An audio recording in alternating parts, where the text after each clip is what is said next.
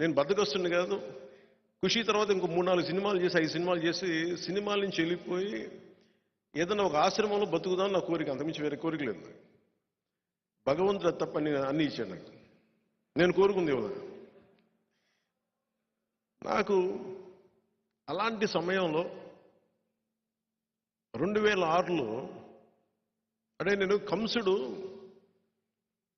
అష్టమ గర్భంలో కృష్ణుడు పుడతాడు, వాడి వల్ల నీకు ప్రాణగండం ఉంటుంది అని చెప్పి పుట్టిన ప్రతి బిడ్డను చంపేస్తారు, ప్రీఎంప్టివ్ స్ట్రైక్ చేస్తాడు.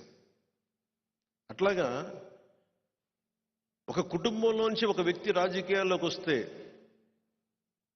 మాకు ఇబ్బందులు ఉంటాయి, మాకు పుట్టగతులు ఉన్నవేమో అన్న ఒక భయంతో 2006లో నాకే తెలియజేశాను, ఒకవేళ మీ అన్నయ్య గారు పాలిటిక్స్కి వస్తే మీ కుటుంబాన్ని ఇలా దాడులు చేస్తారు, మీ ఇంట్లో బిడ్డల్ని ఇలా ఇబ్బంది పెడతారు. నాకు తీసుకొచ్చారు. నేను అన్నాను, ఆయన పాలిటిక్స్ రాలేదు కదా, వచ్చిన రోజున చూసుకోండి అన్న, నిన్ను కూడా ఇబ్బంది పెడతారంటే నా బతుకు బజార్ అయింది, పర్లేదు, మీరు ఏదైనా చేసుకుని చేసుకోండి. ఎందుకంటే సినిమాల్లోకి మన గాజువాక సభలో కూడా చెప్పాను, ఎప్పుడైతే జగదాంబ బస్ స్టాండ్లో మా డ్యాన్స్ చేయించారో ఆ రోజు నేను చచ్చిపోయాను. ఆ రోజు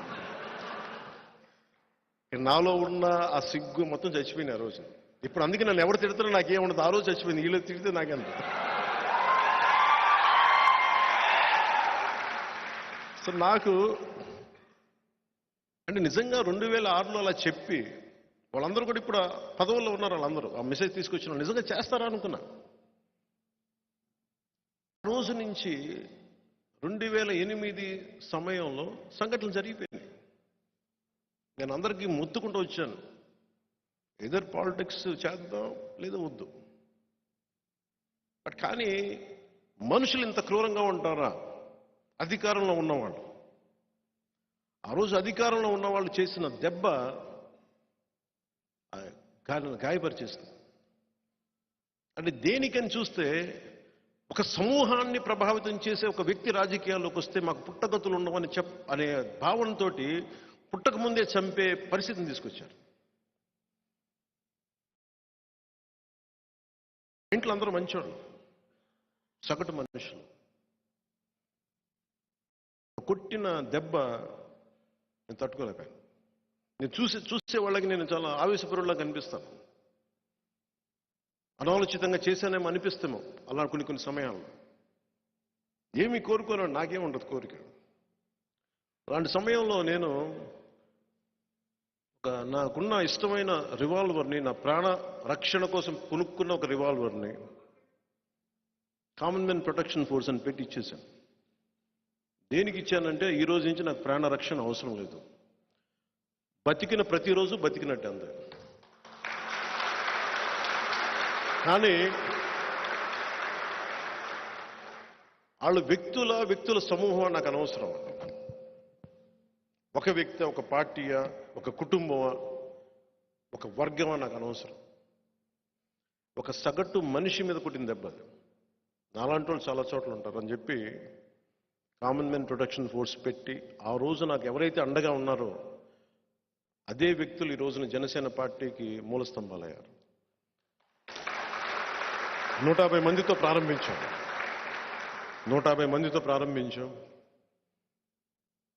ఈ రోజున 6.5 లక్షల మంది క్రియాశీల కార్యకర్తలతోటి, వందలాది మంది నాయకులతోటి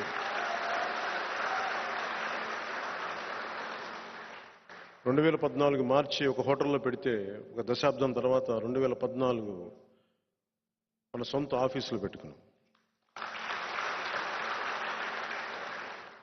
ఇలాంటి పరిస్థితుల్లో నలిగాను నేను. ఆశయం కోసం వచ్చిన వాడిని ఓడిపోతే నాకు ఎలా అనిపించిందంటే శూన్యం అనిపించింది. నేనేం ఆశించాల. ఎందుకంటే 2010 నేను ఎప్పుడు మీరు గుర్తు తెచ్చుకుంటే మీరు 2014లో 25 సంవత్సరాల ప్రయత్నం ఇదని చెప్పాను. నేను చాలా ఆలోచించే చెప్పాను. ఎందుకంటే 2009లో నేను కామన్ మెన్ ప్రొటెక్షన్ ఫోర్స్ పక్కన పెట్టిన తర్వాత వచ్చిన రాజకీయ ప్రస్థానంలో ఎవరెవరు వచ్చి దూరిపోయారు. 18 మంది ఎమ్మెల్యేని గెలిచిన తర్వాత కూడా నిలబెట్టుకోలేకపోతే నాకు అనిపించింది పార్టీ నడపలేమని చెప్పి వచ్చిన వ్యక్తులు ఈ రోజున మంత్రి పదవులు అన్ని పడతా ఉండి నాకు అనిపించింది ఒక బలమైన సర్పాన్ని కూడా చలిచీమలు చంపేస్తాయి అనడానికి నిదర్శనం ఆ ప్రయాణం. అలాంటి చలిచీమలు నేను పక్కన పెట్టుకోను. అలాంటి చలిచీమల్ని నేను అధికారం కోసం పెట్టుకోవాలి, మార్పు కోసం వచ్చాను. ఆ మార్పు ఎలాంటిదంటే సగటు మనిషి ధైర్యంగా సమాజం మీద అన్యాయం జరిగితే తిరగబడేలాగా. ఒక సుగాలి ప్రీతి తల్లి వచ్చి అన్న నా బిడ్డ అన్యాయానికి గురి చనిపోయిందన్నా అంటే ఆ తల్లి కోసం తిరగబడే అంత ధైర్యం ఇవ్వడం కోసం వచ్చాను నేను సమాజంలోకి. తద్వారా అధికారం వస్తే సంతోషం, కానీ అధికారం లేకపోతే మేము ఏం చెయ్యం అనే పరిస్థితి నుంచి నేను పక్కన పెట్టేశాను. ఉన్న ప్రభుత్వం ప్రామిసులు చేసి మరి అధికారంలోకి వచ్చి మీకు ఇన్ని చేస్తామంటే వాళ్ళ గోడు వినకపోతే జనవాణి కార్యక్రమం నేను ఆ గోడు విన్నాను. నేను చేయగలిగినంత చేశాను దానికి. 2014 నుంచి 19 వరకు కన్స్ట్రక్టివ్ రోలే ఆడడానికి నిర్ణయించుకున్నాం. ఓట్లని చీల్చేయడం, ఎందుకంటే ఒక సగటు మధ్యతరగతి మనిషి దృష్టిలో పెట్టుకుని చేశాను. అది ఓట్లని చీల్చేయడం ఈజీ, తేలిక. వైసీపీ పార్టీ మీద కానీ జగన్ మీద కానీ నాకు వ్యక్తిగతంగా ద్వేషం లేదు. నాకు వాళ్ళ విధానాల మీద నాకు విసుగు. ఇంకెవడు బతకూడదు, మేమే బతకాలి, మా గుంపే బతకాలంటే వాళ్ళు కుదరదు. అందరూ బతకాలి, మేము బతుకుతాం. మీరు మమ్మల్ని తొక్కేసే మటుకు అదాపాతాళం